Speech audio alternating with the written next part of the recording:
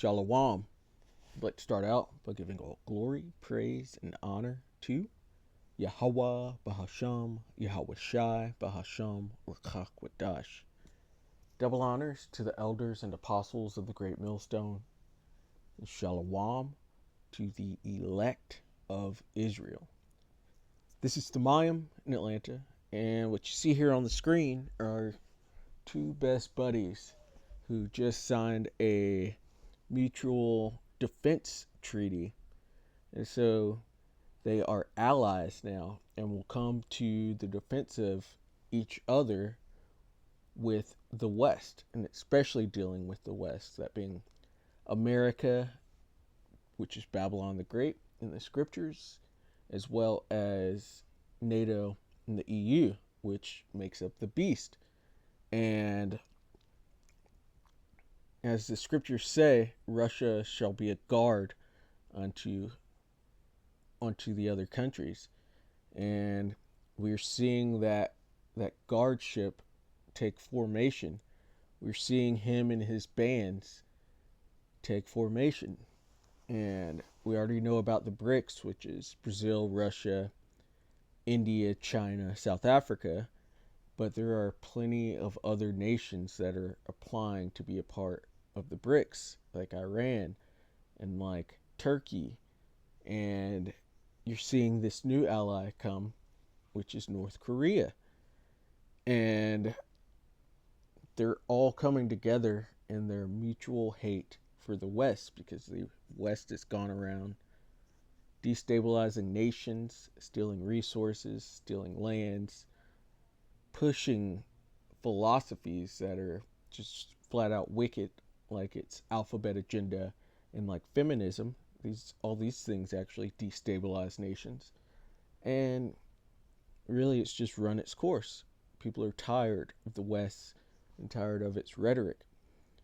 And so let's actually get into this article. This is from naturalnews.com, came out June 21st of 2024, and it says North Korea's Kim Jong-un, Russia's Vladimir Putin sign mutual defense treaty. So it says the Russian President Vladimir Putin and North Korean Supreme Leader Kim Jong-un have signed a pact pledging mutual defense in case either country is attacked. The agreement was formalized during a summit in Pyongyang, marking a rare visit by Putin to the reclusive nuclear-armed state as both nations face increasing confrontations with the West. In a press conference following the summit, Putin described the treaty as a truly breakthrough document, emphasizing the shared intent to elevate bilateral relations across security, trade, investment, and cultural and humanitarian sectors. Kim characterized the pact as a peaceful agreement that formalizes an alliance between the two countries. The comprehensive strategic partnership may facilitate the transfer of military technology to Pyongyang in exchange for munitions that Russia needs for its war in Ukraine.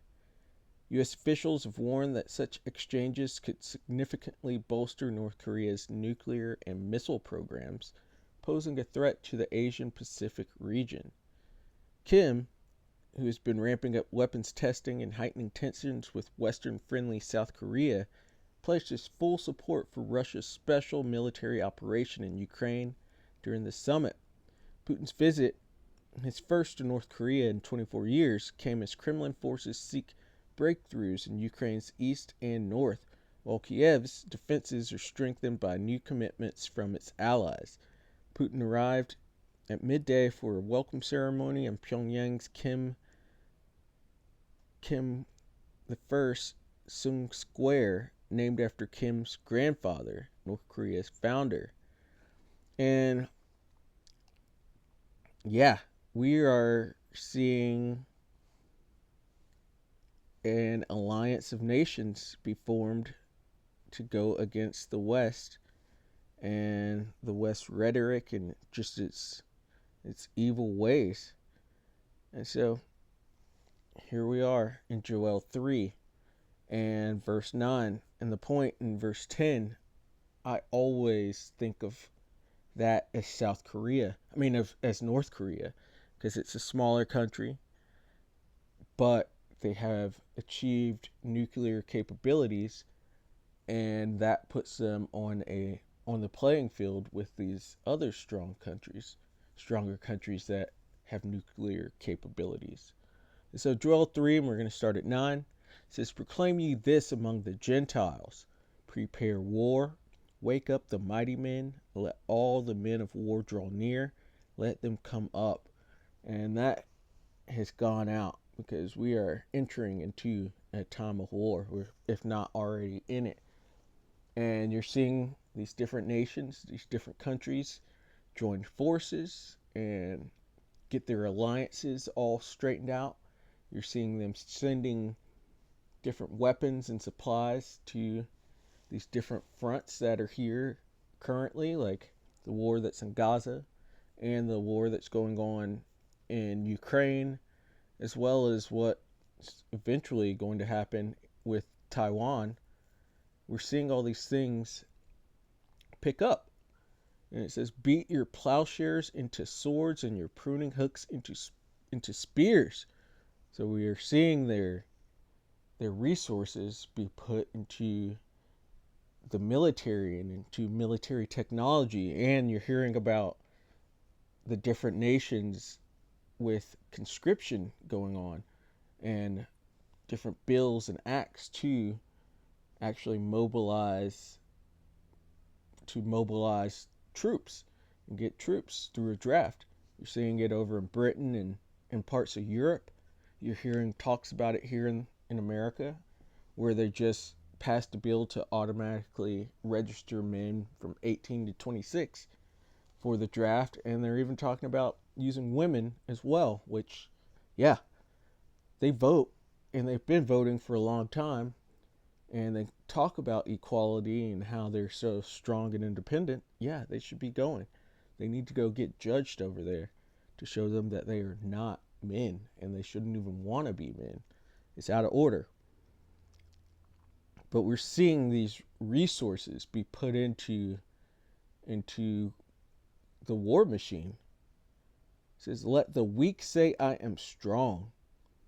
And that North Korea is a prime example of that. They're getting up there to go play with the big boys.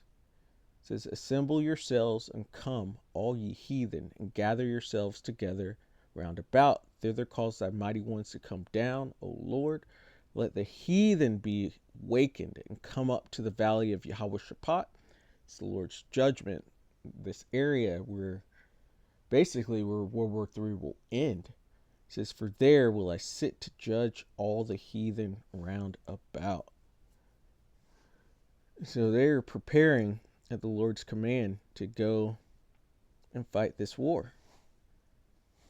But it's not going to end well for any of these nations. They're basically all going to fight themselves into slavery because Yahweh Shai is going to return and all the nations will be put down and they will be in chains by the time the smoke's clearing.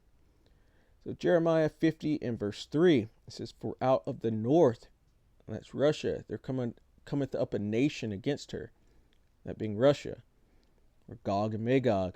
Sometimes they're referred to as the Medes. It says, which shall make her land desolate, and none shall dwell therein. They shall depart, both man and beast. Because Russia, with its coalition of nations, are going to shoot nuclear missiles onto Babylon the Great, which is America. And it's going to completely destroy Babylon. Nobody will dwell here anymore, and it'll be a great example of how not to be.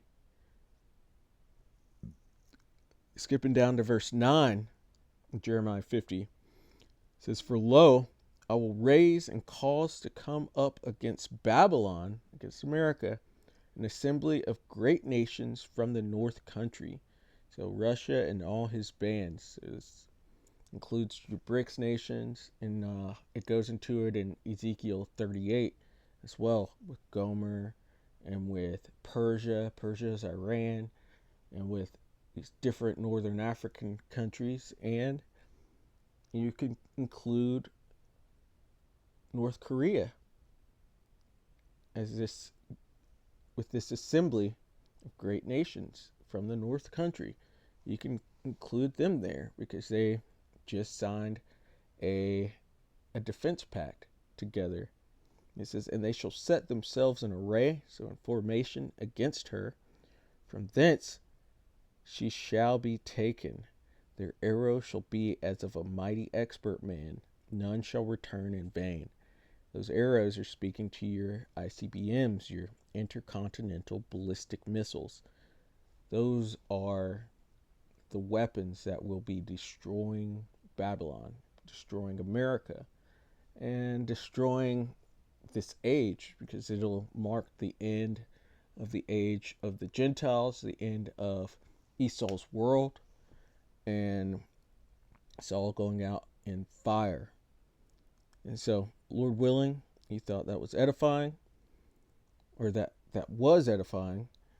I'd like to give all glory, praise, and honor to Yahweh, Bahasham, Yahweh Shai, Bahasham, Rakah Kwadash.